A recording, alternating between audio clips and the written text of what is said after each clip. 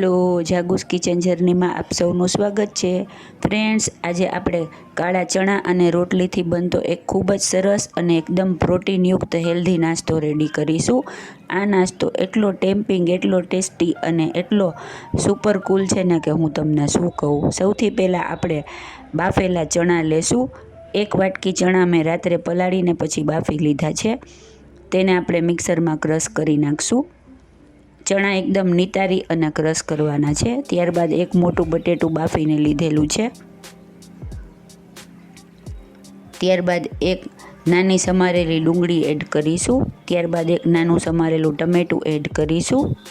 ત્યારબાદ કોથમરી મરચાં 1 ચમચી જેટલા એડ કરીશું. અડધી ચમચી જેટલું ક્રશ કરેલું આદું એડ કરીશું.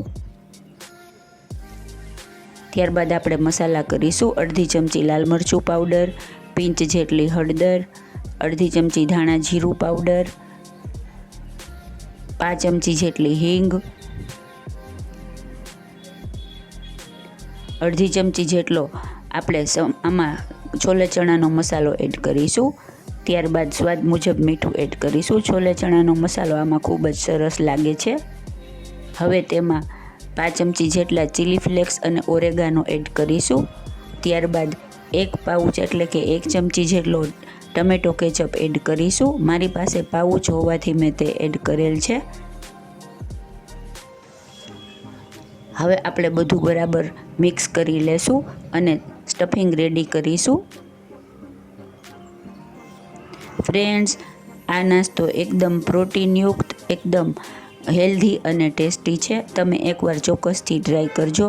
એટલો સુપર્બ અને એટલો ટેસ્ટી લાગે છે ને કે હું તમને શું કહું. આપણું સ્ટફિંગ રેડી થઈ ગયું છે. હવે આપણે એક રોટલી લેશું. ફ્રેન્ડ્સ, રોટલી તમારી પાસે રેડી કરેલી હોય તો તમે તે પણ લઈ શકો છો, અથવા તમારી પાસે બચી ગયેલી રોટલી હોય તો તે પણ લઈ શકો છો. હવે આપણે તેમાં લસણની ચટણી એડ કરીશું અને તેને બધી બાજુ સરસ રીતે લગાવી દેશું. ત્યારબાદ આપણે રેડી કરેલું સ્ટફિંગ એડ કરીશું. ફ્રેન્ડ્સ, આ તમે ગમે ત્યારે ખાઈ શકો છો. જો તમે સાંજે બનાવી હોય તો તમારે ડિનરમાં પણ ચાલે. એટલું સુપર ટેસ્ટી છે અને તમે 1 કે 2 ખાશો ને તો પેટ પણ ભરાઈ જાય.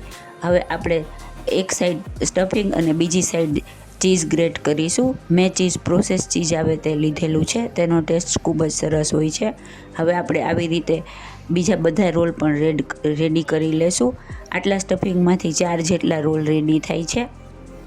ફ્રેન્ડ્સ, જો તમે મારી ચેનલ પર નવા હો તો મારી ચેનલને સબસ્ક્રાઈબ જરૂરથી કરજો અને બાજુમાં રહેલ ઘંટડી દબાવી દેજો, જેથી મારી નવી રેસીપીનું નોટિફિકેશન સૌથી પહેલાં તમને મળે. ફ્રેન્ડ્સ, તમે આ નાના બાળકોને ટિફિન બોક્સમાં પણ આપી શકો છો. ખૂબ જ હેલ્ધી અને ખૂબ જ ટેસ્ટી એવો આપણો નાસ્તો રેડી થશે. ચીઝ તમે એડ કરશો તો નાના બાળકોને ખૂબ જ ભાવશે. આવી રીતે આપણે બધા રોલ રેડી કરી લેશું. ફ્રેન્ડ્સ, તમે આ છોલે ચણાના પણ કરી શકો છો, પણ કાળા ચણાના રોલ સરસ લાગે છે.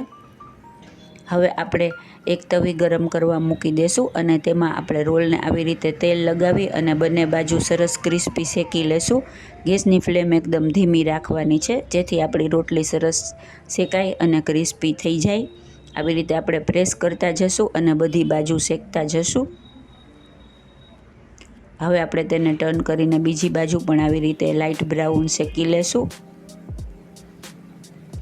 ફ્રેન્ડ્સ, તમે ચણાની કોઈ રેસીપી બનાવી હોય અને તમારી પાસે ચણા બચી ગયા હોય તો તમે આવી રીતે બીજા દિવસે કે સાંજે ચણાની તમે આ રેસીપીને રેડી કરી શકો છો.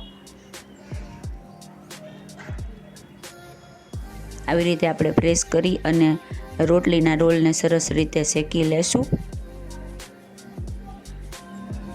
ફ્રેન્ડ્સ, તમારી પાસે બાફેલા ચણા હોય અને રોટલી રેડી હોય તો આ એકદમ ફટાફટ 5 થી 7 મિનિટમાં જ બની જાય તેવો સરસનો નાસ્તો છે.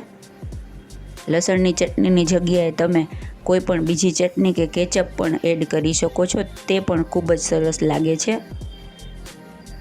આવી રીતે આપણે બધા રોલને રેડી કરી અને શેકી લેશું. હવે આપણે તેને એક સર્વિંગ પ્લેટમાં લઈ લેશું. જુઓ, એકદમ ટેસ્ટી અને યમી આપણા કાળા ચણાના રોટી રોલ રેડી થઈ ગયા છે. છે ને એકદમ જોરદાર, ખાવામાં પણ એટલા જ ટેસ્ટી છે. હવે આપણે તેને કટ કરી લેશું. ફ્રેન્ડ્સ, આવી રીતે તેને વચ્ચેથી કટ કરી લેવાના છે. તો તમે આને 1 બાઇટની જેમ પણ ખાઈ શકો હાથમાં લઈને, તો પણ સરસ લાગે છે. જુઓ, આપણું સ્ટફિંગ એકદમ સરસ અને ચીઝી બની ગયું છે ને એકદમ જોરદાર. ખાવામાં એટલું ટેસ્ટી અને એટલો મજેદાર આપણા કાળા ચણાનો અને રોટલીનો ખૂબ જ સરસ અને ખૂબ જ હેલ્ધી નાસ્તો રેડી